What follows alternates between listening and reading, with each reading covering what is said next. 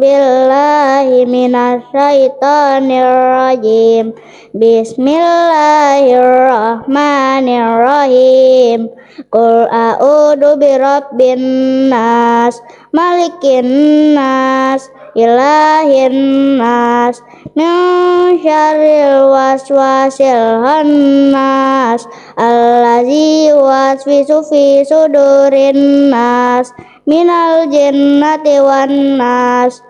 Shadaqallahul azim. Bismillahirrahmanirrahim. Assalamualaikum warahmatullahi wabarakatuh. Alhamdulillahirrabbilalamin. Wabihi nasta'inu ala umur dini wa din. Wassalatu wassalamu ala asrafil anbiya wal mursalin, Sayyidina wa maulana Muhammadin wa ala alihi wa sahbihi wa barik wa sallim ajma'in. Anak-anakku sekalian, pada kultum kesempatan yang kedua kalinya, Bapak akan menyampaikan kisah teladan dari Nabi Muhammad SAW yang berjudul Pedoman Hidup yang Sempurna. Bismillahirrahmanirrahim. Allah Subhanahu wa taala mengutus Nabi Muhammad SAW bukan hanya sebagai penyampaian wahyu, tetapi juga sebagai contoh terbaik bagi manusia. Semua perilaku beliau dapat dijadikan pedoman dalam menjalani kehidupan sehari-hari. Nabi Muhammad SAW dikenal sebagai orang yang jujur, amanah, sabar, dan penyayang. Bahkan sebelum diangkat menjadi nabi, masyarakat Mekah sudah memberikan gelar Al-Amin, yang artinya orang yang sangat dipercaya. Ini menunjukkan bahwa kejujuran adalah salah satu pedoman hidup yang sangat penting. Suatu ketika Nabi Muhammad SAW berdagang membawa barang milik seorang wanita kaya bernama Khadijah. Beliau menjalankan tugas itu dengan sangat jujur dan penuh tanggung jawab. Beliau tidak pernah menipu dalam berdagang. Semua keuntungan dilaporkan dengan jujur karena kejujuran dan akhlaknya yang baik. Akhirnya Khadijah menghormati beliau dan akhirnya menikah dengan Nabi Muhammad SAW. Dari kisah hidup ini kita bisa belajar bahwasannya kejujuran akan membawa kebaikan dan keberkahan dalam hidup.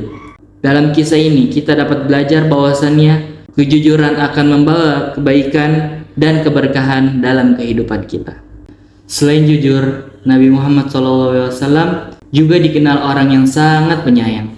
Beliau tidak hanya menyayangi manusia, akan tetapi menyayangi hewan dan tumbuh-tumbuhan. Beliau selalu bersikap lembut kepada anak-anak, dan ketika beliau bertemu dengan anak-anak, beliau pasti menggendong dan menyapa anak-anak tersebut. Hal ini menunjukkan bahwa sikap, rasa, dan kasih sayang adalah bagian dari ajaran Islam. Nabi Muhammad SAW adalah orang yang pemaaf. Salah satu kisah yang terkenal adalah ketika Nabi Muhammad SAW berhasil menaklukkan kota Mekah dalam peristiwa Fathul Makkah. Padahal sebelumnya banyak orang Mekah yang menyakiti beliau dan para sahabatnya. Namun ketika beliau sudah menang, Nabi Muhammad SAW tidak membalas dendam. Beliau justru berkata bahwa semua orang itu sudah dimaafkan. Ini adalah contoh luar biasa sikap pemaaf dan tidak penendam. Dari kisah Nabi Muhammad SAW kita bisa mengambil pelajaran yang penting dari kisahnya. Yang pertama, selalu berkata jujur. Yang kedua, bersikap baik pada semua orang. Yang ketiga, menyayangi semua makhluk-makhluk Allah. Dan yang terakhir, mudah memaafkan orang lain. Jika kita meneladani perbuatan sifat dari Nabi Muhammad SAW, maka kehidupan kita akan menjadi lebih baik, lebih berkah, dan lebih damai. Anak-anakku semuanya, semoga kita semua bisa meneladani sifat beliau sebagai pedoman hidup dalam kehidupan sehari-hari, baik di sekolah, di rumah, di lingkungan manapun, dan di lingkungan masyarakat. Mari kita berusaha mencontoh perilaku beliau agar kita bisa menjadi orang yang lebih baik lagi. Anak-anakku semuanya, mari kita tutup kultum singkat Ramadan hari ini dari kisah teladan Nabi Muhammad SAW. Terima kasih.